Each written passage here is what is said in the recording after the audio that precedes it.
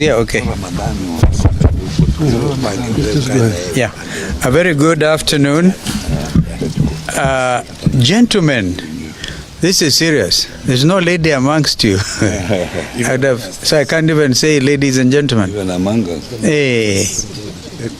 Yeah. The gardeners will save you because I see some two ladies. We have had a very good session, and as the Azimio leadership, Azimio la Umoja One Kenya leadership, and we have agreed that our brother Jeremiah Kionis, Secretary General of Jubilee, and one who was also the chair of our technical team during the National Dialogue Committee, reads our statement today. Mheshimiwa Jeremiah. Asante. This is a statement on meeting of Azimio Summit that was held today, March the 5th, 2024. We have had a meeting of the summit, which is Azimio la Umoja One Kenya Coalition Party's top decision-making organ. The purpose of the meeting was, one, to take a bird's eye view of the nation with regard to issues that we have been outspoken on, namely the high cost of living, inclusivity in appointments to public service, the taxation regime, and the general health of the economy. Two, get a briefing on the status and progress of the NADCO report. Three, get a briefing on the progress and status of Azimio leader, Right Honorable Raila Amolo Odinga's bid for the chairmanship of the African Union Commission. On the state of the economy, the summit maintains that the view that the tax burden being borne by Kenyans is unreasonable and unsustainable. The Kenya Kwanza regime is failing the test of being caring and compassionate. Paying taxes should never be a punishment, but a patriotic duty. Under the KK regime, taxation is a punishment that is hurting the entire economy. We remain opposed to the 16% tax on petroleum products. We remain opposed to the housing tax and its colonial undertones that make it look like the infamous hut tax of the colonial era. We are deeply opposed to the high pay rates that Kenyan workers are being forced to endure. We remain opposed to the subjection of the retiree pensions to taxation. We also remain opposed deeply to the idea of subjecting farm produce to taxation. It is our position that forcing farmers to part with 5 shillings for every 100 shillings they make from their farm produce is unreasonable and cruel. We encourage our farmers to resist this tax with all their might. On NADCO, we have been adequately briefed on the progress, including a number of bills, and to be exact, 9 of them, that have been lined up for the implementation of the report. We express gratitude to Parliament for the adoption of the report that was a product of a bipartisan consensus and wide public participation. We retain the view that the report must be implemented as is. It is also our position that the processing of the NADCO report and the bills should be fast-tracked. Regrettably, we have also been informed of forces within KK, in and outside of Parliament, who are determined to undermine the report and the bills. We notify those forces that should any efforts to undermine or tamper with the report succeed, there will be very heavy price to pay.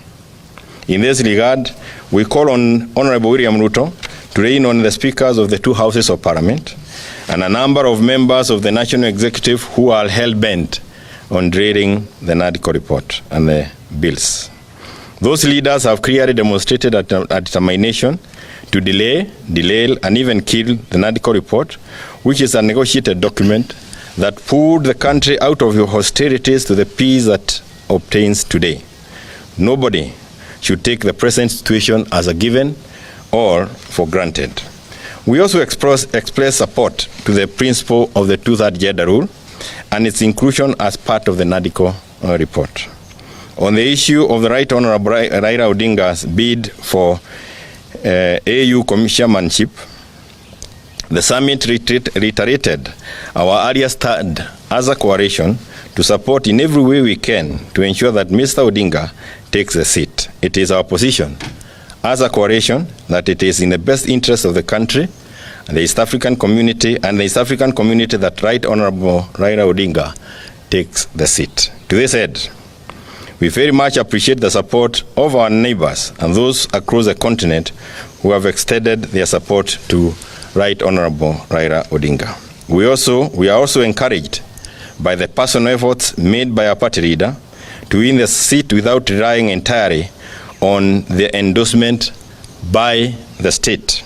And we are committed to reach out to friends and fellow leaders out there in support of our leader's bid.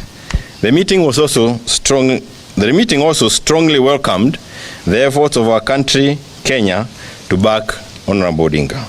We agree this is not a partisan political issue, but a matter of national pride and image. We are united on this. As a coalition, we are committed to stay united and stay the course of holding the KK regime to account and to fight for the rights and dignity of the people of Kenya. In that regard, as we support Honorable Raila Odinga for the AU position, we will also support the right of Kenyans to an affordable living, lower taxes, and a functional economy that guarantees decent livelihoods. End of statement, and I thank you. Okay. Thank you. Just perhaps mention that our sister, Honorable Mother Karua, traveled to Dar es Salaam last night. Should have otherwise been here with us. We have our apology. Thank you. Well done. Kuna swali?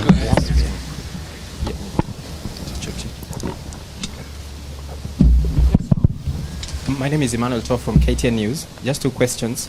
The IBC boundary reviews is expected to happen this month, according to the Constitution, but we have a crisis, some sort of. What would be your position on how we can get out of this and do that time? We actually dealt with that matter. It's in the National Dialogue Committee report where we proposed, correct me, Opio, and I think we proposed moving from, 12 years to 20 years, all there, so that we can escape the crisis.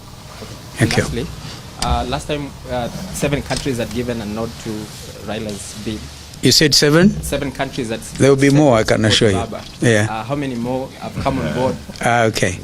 No, this is work in progress. Is he going back to, is he going to Rwanda, because he said he will be traveling to Kigali? Maybe he can answer that for himself. I'll go when I go.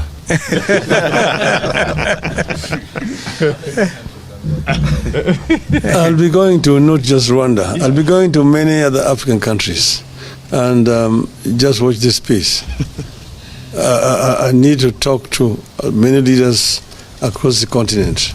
Because you know that a candidate to be successful must get two-thirds physically, first round or second round. If you don't get two-thirds, then you're not elected. So I have to dialogue with virtually all leadership of the continent. Thank you very much. Well done. Great.